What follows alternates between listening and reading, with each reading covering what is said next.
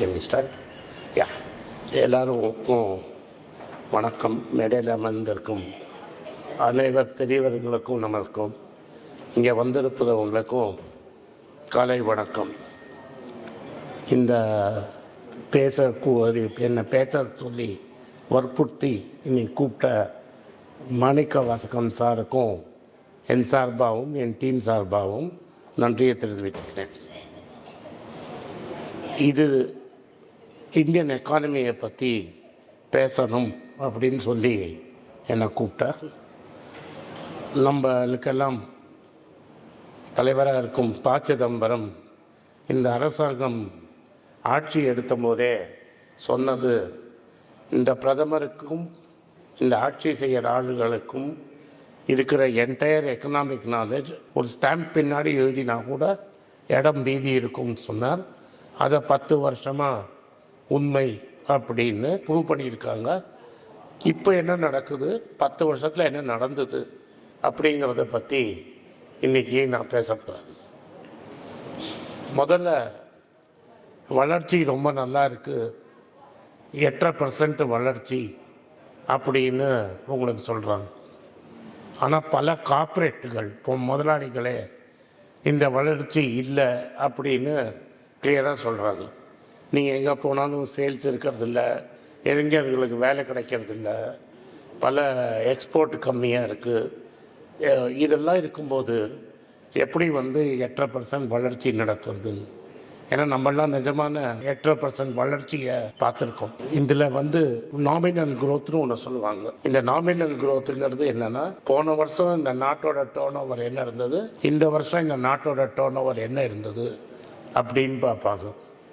அது போன வருஷத்துக்கும் இந்த வருஷத்துக்கும் 8.25% ஜாஸ்தியாக இருக்கும்பாங்க. ஆனால் அதையே நம்ம க்ரோத்தாக இருக்க முடியாது. போன வாட்டிகள் உங்களோட வீட்டு செலவு எவ்வளோ இருந்தது, இந்த வருஷம் உங்களோட வீட்டு செலவு எவ்வளோ இருந்ததுன்னு பார்த்து அதுக்கு ஒரு பர்சன்டேஜ் போட்டு அதை அந்த குரோத்லேருந்து குறைப்பாங்க. அப்போது நாமினல் குரோத்லேருந்து விலைவாசியை குறைச்சிங்கன்னா தான் ரியல் குரோத் அப்படிங்கிறது வரும். இப்போ இந்த அரசாங்கம் என்ன சொல்லுதுன்னா, விலைவாசியே ஏறலை, ஒரு வருஷத்தில் எந்த விலைவாசியும் ஏறலை அப்படின்னு 3 மாதமாக சொல்லுது. ஆனால் நீங்கள் தோரப்பருப்பு, பாசிப்பருப்பு, உளுந்து எதை வாங்கியிருந்தாலும், நீங்கள் என்ன பொருளை வாங்கியிருந்தாலும், ஸ்கூல் ஃபீஸாக இருக்கட்டும், மெடிக்கல் ஃபீஸாக இருக்கட்டும், எதை நீங்கள் எடுத்தாலும் உங்களோட விலைவாசிங்கிறது 5-7% ஏறாமல் இருந்ததே கிடையாது. போன வருஷத்துக்கும் இந்த வருஷத்துக்கும் அதே விலை அப்படின்னு நீங்கள் சொன்னீங்கன்னா நம்பவே முடியாது, யாரும் நம்ப போகிறதில்ல. ஆனால் அவங்க சொல்கிறது விலைவாசியே ஏறலை. அப்போ 8.25% குரோத் இருந்த இடத்துல விலைவாசி 0.25% ஏறினதுனால 8% குரோத் அப்படின்னு சொல்கிறாங்க. இது பொய்ன்னு எப்படி நம்மளுக்கு தெரியுதுன்னா, போன வருஷம் இதே சமயத்தில் ரூபா 85 ரூபாய்க்கிட்ட இருந்தது. இன்றைக்கி ரூபா 92 ரூபா ஆகிடுச்சு, 91 ரூபா ஆகிடுச்சு. 91 ரூபாங்கிறது அஃபிஷியல் ஃபிகர். நீங்கள் போய் பேங்க்கில் வாங்கணும், இல்லை நான் போய் பேங்க்கில் அதை கேட்கணுன்னா 93 ரூபாய் 94 ரூபாய்க்கு இல்லாமல் உங்களுக்கு இன்றைக்கி டாலர் கிடைக்காது. ஸோ 93லேருந்து 94 ரூபா டாலர்னால் விலைவாசி ஏறாமல் எப்படி இருக்கும்? நம்ம ஊரில் பருப்புக்கு வெளிநாட்டில் என்ன வெளியில் வருது அதை பற்றி நான் பேசுகிறேன். பருப்பு, பாமாயில், இது எல்லாமே வெளிநாட்டில் என்ன நம்ம உள்ளே வருது. நம்மளுக்கு பருப்பு கிடையாது, பாமாயில் கிடையாது, தங்கம் கிடையாது, வெள்ளி கிடையாது, கச்சா எண்ணெய் கிடையாது, காப்பர் கிடையாது. இதெல்லாமே வெளிநாட்டில் என்ன வருது. காப்பர் விலை நீங்கள் பார்த்தீங்கன்னா நேற்று வரைக்கும் $12,000 ஒரு டன் போயிடுச்சு. காப்பர் ரிஃபைனிங் கூட தூத்துக்குடியில் நம்ம மூடினப்புறம் காப்பர் ரிஃபைனிங் கூட நம்ம ஊரில் பண்ண முடியாது. அதனால் வெளிநாட்டிலேருந்து தான் ரிஃபைன்டு காப்பர் நம்ம ஊருக்கு வருது. அப்போ வெளிநாட்டில் விலை ஏறுது. ஆனால் டாலருக்கு எதிர்த்தா நம்ம ரூபா மதிப்பும் குறைஞ்சதுன்னா நம்மளுக்காக யாரும் கம்மியாக காப்பரும் கொடுக்க போகிறதில்ல, பாமாயிலும் யாரும் கொடுக்க போகிறதில்ல, கம்மி விலையில் பருப்பும் யாரும் கொடுக்க போகிறதில்ல. அது நீங்கள் வாங்கின பாசிப்பருப்பு, தோரப்பருப்பு, என்ன பருப்பு வாங்கியிருந்தாலும் 20 ரூபா 25 ரூபா விலை ஏறாமல் உங்களால் வாங்க முடியாது. அந்த பொன்னி அரிசியை வாங்கியிருந்தீங்கனாலும் பொன்னி அரிசி விலையும் ஏறி இருக்கும். அதனால் விலைவாசி ஏறலை அப்படிங்கிறத நம்ம சொல்ல வேண்டாம்.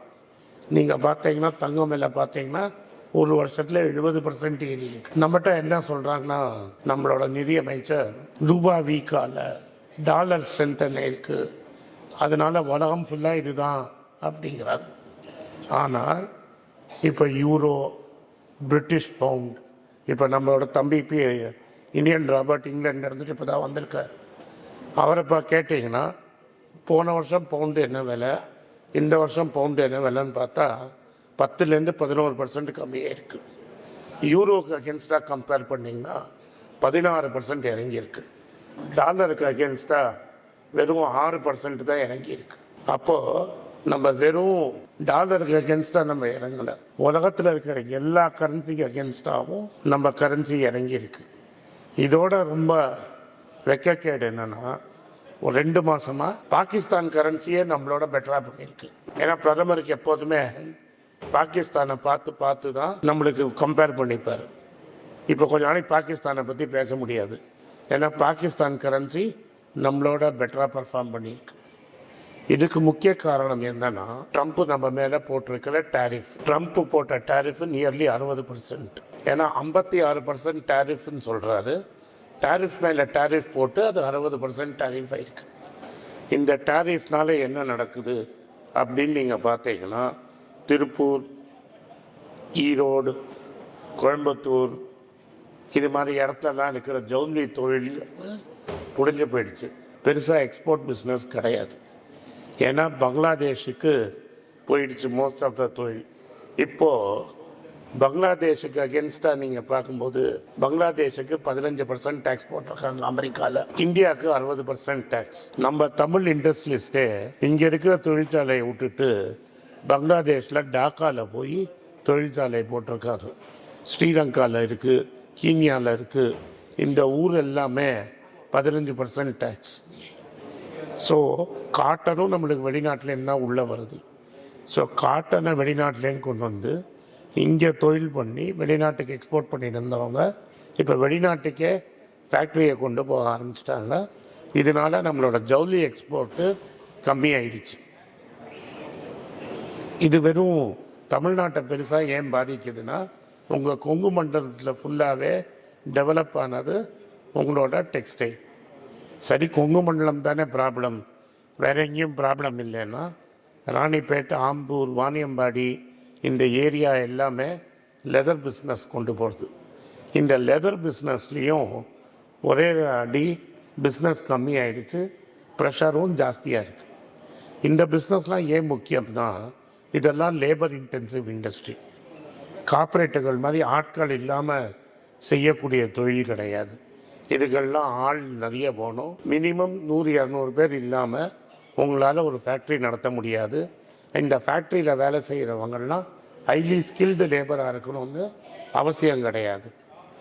இவங்களுக்கு வேலை வாய்ப்புங்கிறது இப்போ காணும். நீங்கள் திருப்பூர் போங்க, இங்கே நான் போல இன்னும் திருப்பூர் போங்க, ஈரோடு போங்க, ஆம்பூர், வாணியம்பாடி, ராணிப்பேட்டு, மெட்ராஸில் பல்லாவரம், குரோம்பேட்டு இந்த ஏரியாலலாம் லெதர் பிஸ்னஸ் பண்ணுறவங்க, டெக்ஸ்டைல் பிஸ்னஸ் பண்ணுறவங்க, சில ஏரியாவில் நம்ம ஊரில் கிரானைட் பிஸ்னஸ் பண்ணுறவங்க, கோயம்புத்தூரில் ஃபவுண்ட்ரி பண்ணி லைட் இன்ஜினியரிங் எக்ஸ்போர்ட் பண்ணுறவங்க, ஆட்டோ காம்பனன்ட்ஸ் எக்ஸ்ட்ராக்ட் பண்ணுறவங்க, பாடி இது மாதிரிலாம் ஏரியாவில் போனீங்கன்னா அது போன ஒரு வருஷத்துக்கு பிஸ்னஸ்ங்கிறதே கம்மியாக இருக்கும். பிஸ்னஸ் கம்மியானா என்ன பண்ணுவாங்க, ஆட்களை வேலையை விட்டு தூக்கிடுவாங்க. நம்ம ஊரில் இருக்கிறதுலே ரொம்ப சிறப்பாக செஞ்சது ஐடி பிஸ்னஸ். இந்த ஐடி பிஸ்னஸில் மாண்புமிகு முன்னாள் பிரதமர் மன்மோகன் சிங் காலத்தில் உங்களுக்கெல்லாம் ஞாபகம் இருக்கும், 2005, 2008, 2010 வரைக்கும் ஒரு பையன் டிகிரி முடித்தா போகிறோம், பஸ்ஸு ஆளை தூக்கிட்டு போய் வேலைக்கு சேர்த்துருவாங்க. ஏன்னா ஆட்களே கிடையாது. அவன் என்ன படிச்சிருக்கான், ஏது டிகிரின்னு ஒன்று முடிச்சிட்டான்னா அவனுக்கு வேலை வாய்ப்பு கிடச்சிரும். 6 மாதம் அந்த கம்பெனியே ட்ரைனிங் கொடுக்கும், அந்த கம்பெனி ட்ரைனிங் கொடுத்து அவங்க வேலைக்கு சேர்த்துக்கும். ஆனால் இன்றைக்கி பார்த்தீங்கன்னா அரசாங்கத்திலேயே வேலை செய்கிற மாதிரி டாடா கம்பெனியில் வேலை செஞ்சால் உண்டு. சரி, அரசாங்கத்தில் வேலை கிடைக்கலன்னா டாடா கம்பெனியில் வேலை கிடைச்சா ரிட்டையர்மெண்ட் வரைக்கும் வேலைன்னு. நிலைமை இவ்வளோ மோசமாயிடுச்சு. அந்த கம்பெனியிலே ஒரு 60,000 பேரை வேலையை விட்டு அமுக்கிட்டாங்க. இப்போது சில கம்பெனிகள்லாம் இருந்தது, இப்போ டாட்டா, இன்ஃபோசிஸ், இவங்கள்லாம் டைரெக்டாக ஊழல் செய்ய முடியாது, ஊழல் செய்யவும் மாட்டாங்க. இப்போ அவங்கள்ட்ட எப்படி பணம் பிடுங்கிறதுக்குன்னு ஒரு ஸ்கீம் போட்டிருக்காரு. இப்போ டாட்டாவை ஃபோர்ஸ் பண்ணி ட்ரஸ்ட் மூலமாக 750 கோடி ரூபா பிஜேபி கொடுத்ததா நீங்கள் எல்லாம் செய்தியில் படிச்சிருப்பீங்க. இன்றைக்கி இன்ஃபோசிஸோட டர்ன்ஸ்.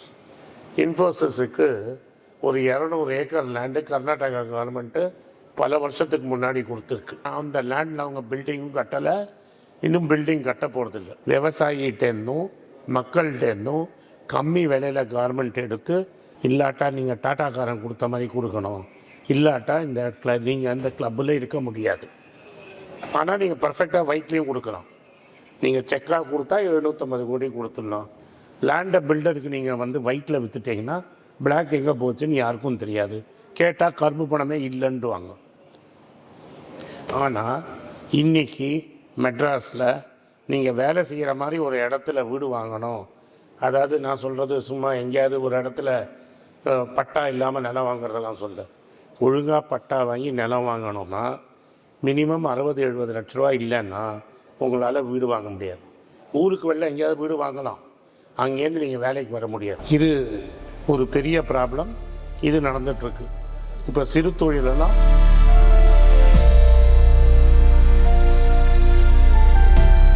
வணக்கங்க. நான் டோட்டலாக 6 புஸ்தகம் எழுதியிருக்கேன். 3 இங்கிலீஷில், அதோட 3 தமிழ் டிரான்ஸ்லேஷன். யாருக்கெல்லாம் அந்த புஸ்தகத்தை வாங்கணும்னு நினைக்கிறீங்களோ கீழே இருக்கிற வாட்ஸ்அப் நம்பரில் கனெக்ட் பண்ணுங்கள். எங்கள் டீம் உங்களை கான்டாக்ட் பண்ணி இந்த புஸ்தகத்தை பற்றி டீட்டெயில்ஸ் கொடுப்பாங்க. இந்த புஸ்தகம் வேறு எங்கேயும் கிடைக்காது, வாங்கினா இங்கே தான் வாங்க முடியும். நன்றி, வணக்கம்.